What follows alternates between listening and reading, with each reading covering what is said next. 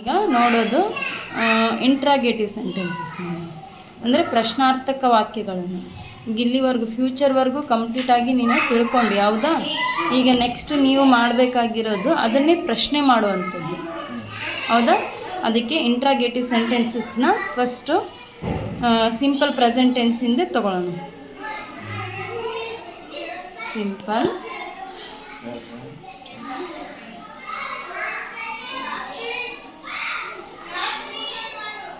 ಬಂದ್ ಮಾಡ್ತೀವಿ. ಇಂಟರಾಗೇಟಿವ್ ಅಂದರೆ ಪ್ರಶ್ನಾರ್ಥಕ ವಾಕ್ಯಗಳು. ಮೊದಲು ನಾವು ಇಷ್ಟು ದಿನ ಮಾಡಿದ್ದು ಅಸರ್ಟಿವ್ ಸೆಂಟೆನ್ಸಸ್ ಅಂತ ಕರಿತಿದ್ವಿ. ಏನದು? ಅಸರ್ಟಿವ್ ಸೆಂಟೆನ್ಸ್ ಅಂದರೆ ಸಾದಾ ವಾಕ್ಯಗಳು. ಅಲ್ಲೇನೋ ಕ್ವಶನ್ ಬರಲ್ಲ, ಯಾವುದೇ ಭಾವನೆಗಳು ಎಕ್ಸ್ಪ್ರೆಸ್ ಆಗಲ್ಲ, ಸಾದಾ ಜಸ್ಟ್ ಒಂದಿಷ್ಟು ಮಾತಾಡುವಂಥದ್ದು. ಇದನ್ನು ಪ್ರಶ್ನಾರ್ಥಕ ಅಂತ ಕರಿತೀವಿ, ಪ್ರಶ್ನಾರ್ಥಕ ವಾಕ್ಯಗಳು ಅಂತ. ಸಿಂಪಲ್ ಪ್ರೆಸೆಂಟ್ ಟೆನ್ಸ್ ಅಂದರೆ ನಿನ್ಗೆ ಗೊತ್ತಲ್ಲ, ವರ್ತಮಾನ ಕಾಲ, ಸಾಮಾನ್ಯ ವರ್ತಮಾನ ಕಾಲ. ಅದರಲ್ಲಿ ಕೂಡ ಹೌದಾ? ಇದ್ರೊಳಗೆ ಇದಕ್ಕೆ ಏನು ಬರುತ್ತೆ ಅಂದರೆ ನಿಮಗೆ ನಾನು ಇವನು ಹೇಳ್ಕೊಟ್ಟಿದ್ದೆ, to be verbs and helping verbs ಅಂತ. ಇದು ಹೆಲ್ಪಿಂಗ್ ವರ್ಬ್ಸ್ ಯಾವ್ಯಾವ ಹೇಳಿದ್ದೆ?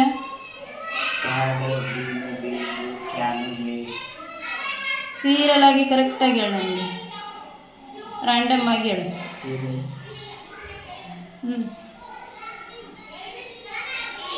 ಟು ಬಿ ವರ್ಬ್ಸ್ ಯೂಸ್ ಮಾಡಿದ್ವಿ. Am, is, are, was, were, being, been ಅಂತ ನಾವು ಟು ಬಿ ವರ್ಬ್ಸ್ ಯೂಸ್ ಮಾಡಿದ್ವಿ ಇಷ್ಟು ದಿನ.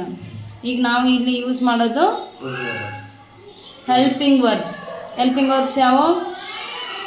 Do, have, shall, will, may, can. ಗೊತ್ತಾಯ್ತಾ? Do, have, shall, will, may, can. ಇಲ್ಲಿ ನಾವು ಈಗ ಇಂಟ್ರಾಗೇಟಿವ್ ಸೆಂಟೆನ್ಸ್ ಮಾಡಲಿಕ್ಕೆ ಫಸ್ಟ್ ಬೇಕಿರೋ ಅಂಥ ಹೆಲ್ಪಿಂಗ್ ವರ್ಬ್ ಯಾವುದು ಅಂದರೆ do. Do plus subject plus V1. ಇಷ್ಟಕ್ಕೆ ನಿಮಗೆ ಏನಾಗುತ್ತೆ, ಇದು ಒಂದು ಇಂಟ್ರಾಗೇಟಿವ್ ಸೆಂಟೆನ್ಸ್ ಆಗುತ್ತೆ. ಫಾರ್ ಎಕ್ಸಾಂಪಲ್ಗೆ ಏನು ಅಂದರೆ ನಾವು ಆವಾಗ ಅದನ್ನೇನು ಹೇಳ್ತಿದ್ವಿ, ಐ ಈಟ್, ನಾನು ತಿನ್ನುತ್ತೇನೆ, ಜಸ್ಟು ಸಬ್ಜೆಕ್ಟು V1 ಅಷ್ಟೇ ಹೇಳ್ತಿದ್ವಿ. ಇವಾಗ ಇದಕ್ಕೆ do I eat, questioning, do I eat, ನಾನು ತಿನ್ನುತ್ತೇನೆಯೇ. ಡು ಐ ಈಟ್, ನಾನು ಕ್ವಶನ್ ಮಾರ್ಕ್ ಬರಬೇಕು ಕಂಪಲ್ಸರಿ. ನಾನು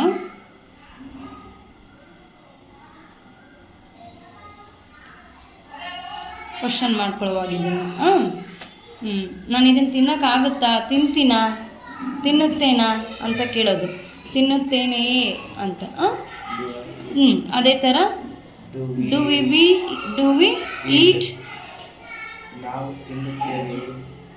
ನಾವು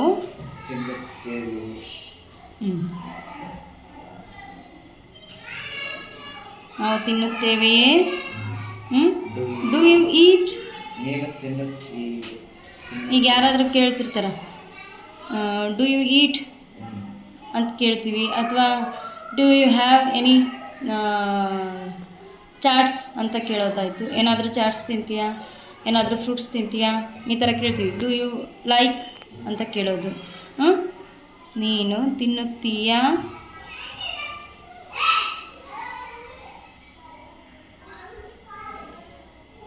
ನೀನು ತಿನ್ನುತ್ತೀಯಾ.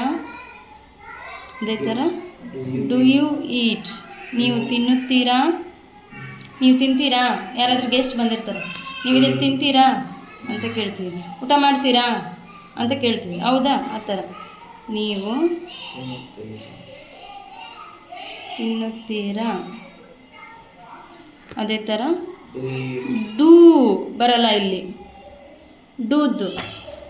ಈಗ ಇದು ಸಿಂಪಲ್ ಅಂತ ಬಂದಾಗ ಏನು ತೊಗೊಳ್ತೀವಿ ನಾವು?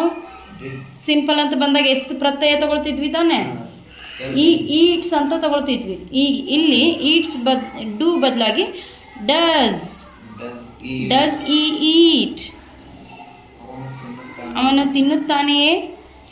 ಯಾರಿಗಾದ್ರೂ ಅವನು ತಿಂತಾನೇನ್ರಿ ಕೊಡ್ಲಾ ಅಂತ ಕೇಳ್ತಿರ್ತೀವಿ ತಾನೆ. ಅವನು ತಿನ್ನುತ್ತಾನೆಯೇ.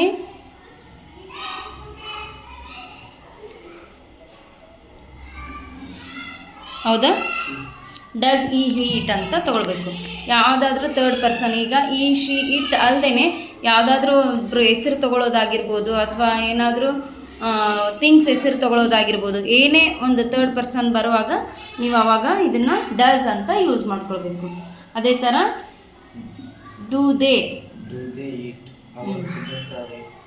ಡೂ ದೇ ಈಟ್, ಇವ್ಯಾವಕ್ಕೂ ಚೇಂಜ್ ಆಗಲ್ಲ, ಅವಕ್ಕೆ ಮಾತ್ರ ಚೇಂಜ್ ಆಗುತ್ತೆ.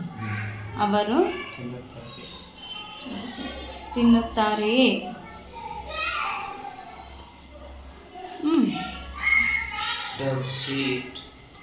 ಡಸ್ ಶಿ ಈಟ್ ಈಟ್, ಅವಳು ತಿನ್ನುತ್ತಾಳೆಯೇ.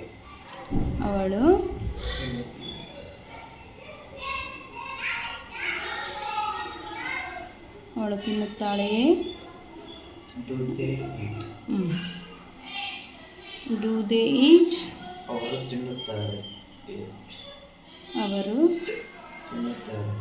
ತಿನ್ನುತ್ತಾರೆಯೇ.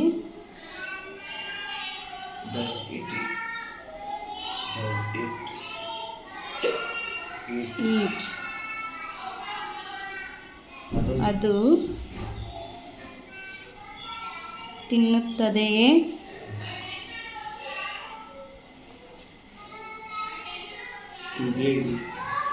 ಡೂ ದೇ, ಅವು ತಿನ್ನುತ್ತವೆಯೇ. ಅರ್ಥ ಆಯ್ತಾ?